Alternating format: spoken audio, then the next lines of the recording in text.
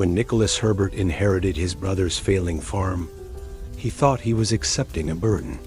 But beneath the rust and ruin of an abandoned Chevy Bel Air lay a secret that would plunge him into a decades-old conspiracy of wealth, betrayal, and murder. Now, with mysterious strangers closing in and his brother's final warning ringing in his ears, Nicholas must unravel the truth before the past claims another victim. Because this isn't just about money anymore, it's about survival. Let us know where you're watching from and what time you found this video. The shadow of his elder brother Colin had always been a constant presence in Nicholas Herbert's life. While Nicholas had chosen a different route, he was constructing a tranquil life in the city. Colin, on the other hand, was diligently managing the family farm, which was a vast piece of property that had been in the Herbert family for 7 generations. On the other hand, a phone call from the authorities wrecked his world on that fateful night. There was no sign of Colin. His death was an instantaneous consequence of a vehicle accident, and Nicholas was the only surviving heir to the Herbert inheritance. Nicholas went back to the farm with a heavy heart, going back to a place that was full of memories from his youth, but was now burdened down by sadness and feeling responsible for something. At one point, the farm was booming, but now it was drowning in debt that was worth hundreds of thousands of dollars. The notifications from the bank were persistent, and when Nicholas had exhausted all of his options, he made the excruciating choice to sell. A last stroll across the property was something that Nicholas desired to do before he signed the final documents. He wanted to say farewell to the land, to his brother, and to the life that he had previously known. While he was walking by the old barn, he saw something that attracted his attention. A rusty and dirt-caked form that had been half buried under years of neglect. The first thing that sprang to his mind was that it was nothing more than a piece of trash, maybe an old tractor component. However, when he removed the dust, the curvature of a vintage fender became visible. This was a clear indication of its antiquity. It was a motor vehicle. What's more, it's not just any automobile.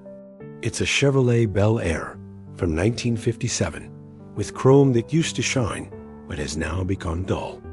Nicholas wore a frown. Despite the fact that he had spent his whole childhood on this farm during the summers, he had never seen this car before. Had Colin concealed it in this way? He was so curious that he forced open the door on the driver's side, causing the hinges to shriek in protest. The inside had a fragrance that was reminiscent of old leather and wet dirt. He took a moment to ponder before running his hands over the cracked seats and the filthy dashboard. Under the door panel on the passenger side, there was something that was taped. Nicholas quickly removed the fragile tape by pulling it away with a violent tug, and his breath froze in his throat as he did so. The package, which was hefty and carefully wrapped, was slipped into his hands. He ripped it apart, and as he did so, piles of cash worth $100 fell out. $800,000. He was shaking his hands. Could this be true? Did his brother forget to take this with him? During his frantic search, he looked through the remainder of the automobile. Additional parcels, each of which was expertly wrapped, were found stashed away under the sun visors, stowed into the glove box, and even tucked behind the bench seat. What is the sum? Sufficient to wipe off each and every penny of the farm's debt, and much more than that. As Nicholas researched more into the history of the property, the riddle only became more perplexing. It was discovered that Colin had not in any way been the owner of the vehicle. There was a connection to his great-grandfather, Elias Herbert, who was a guy who was referred to as a gold dealer in the memories of his family. But the reality was a lot more exciting than that. In the midst of the Great Depression, Elias had been a smart businessman, selling not just money, but also rare antiques, and, according to some, even smuggling goods under the radar. A car that he used to transfer funds that could not be traced, the Chevrolet had been his covert mode of transportation. After he passed away unexpectedly, the automobile and the riches it contained was forgotten. and it was buried under decades' worth of agricultural trash.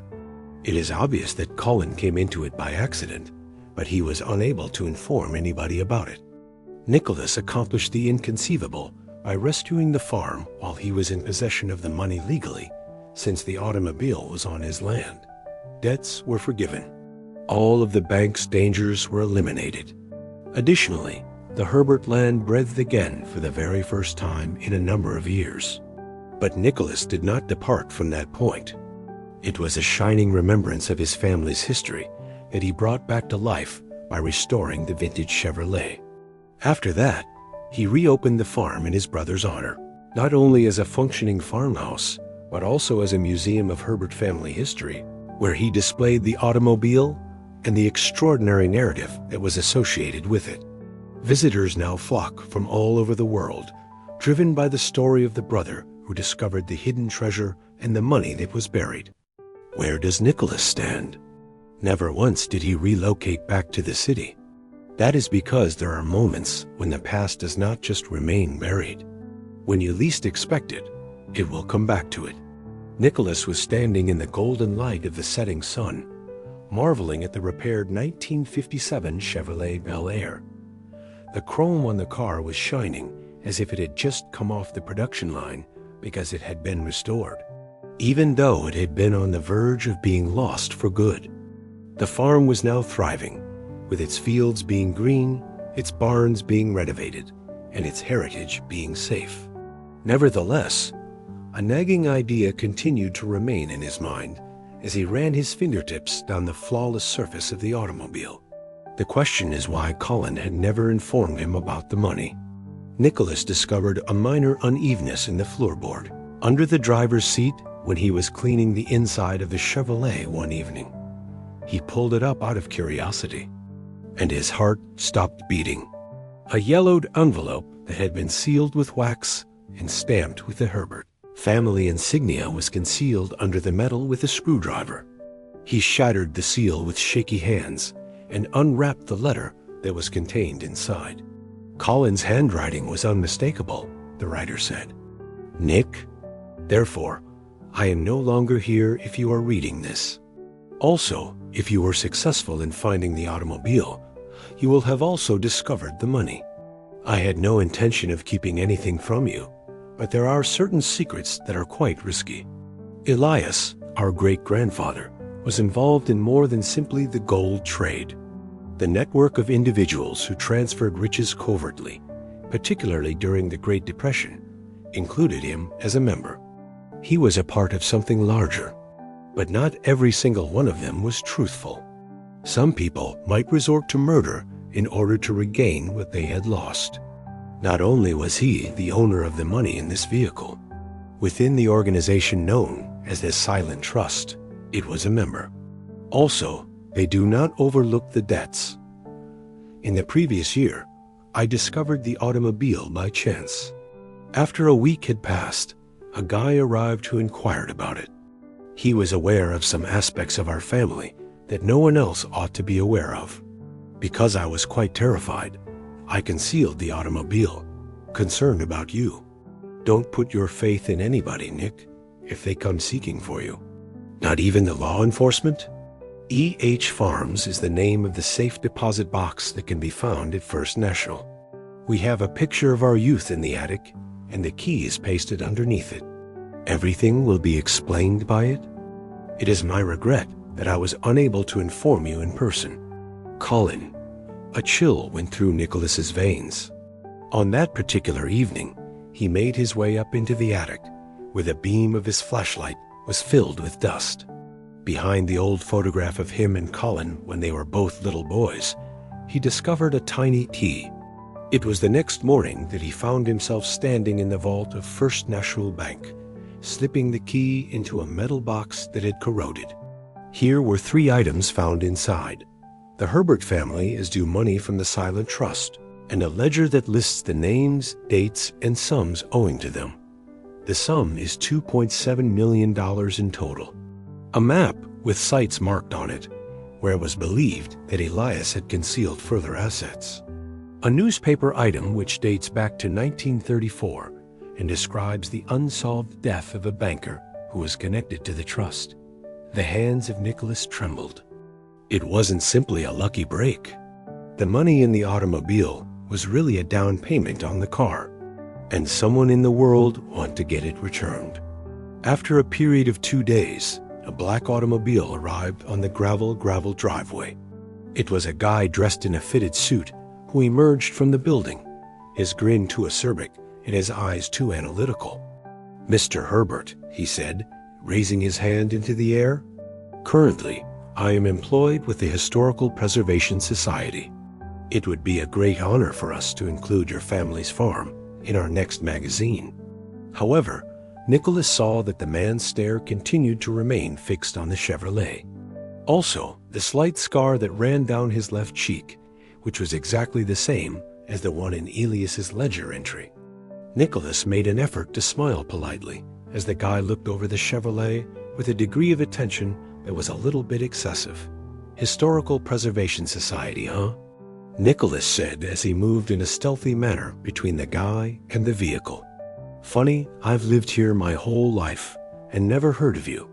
It was impossible to miss the man's grin. "We are a tiny bunch, but we are very enthusiastic.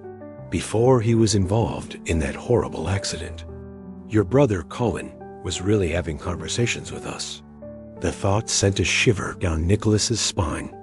This is something that Colin has never stated before. "Is that so?" The arms of Nicholas were crossed. "Tell me, what's your name?" "Victor Langley," the guy remarked with a perfect pronunciation as he pulled out a business card.